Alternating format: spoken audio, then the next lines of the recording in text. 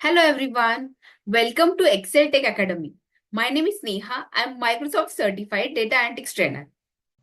So today we are going to learn about how to use flash fill option in Excel.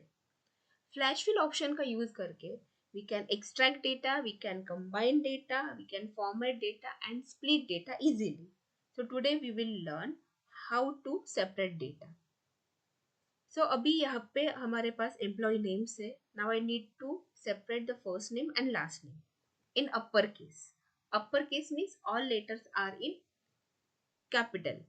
So अभी यहाँ पे I will type first name in uppercase, then press the enter key and again press the Ctrl E key from the keyboard.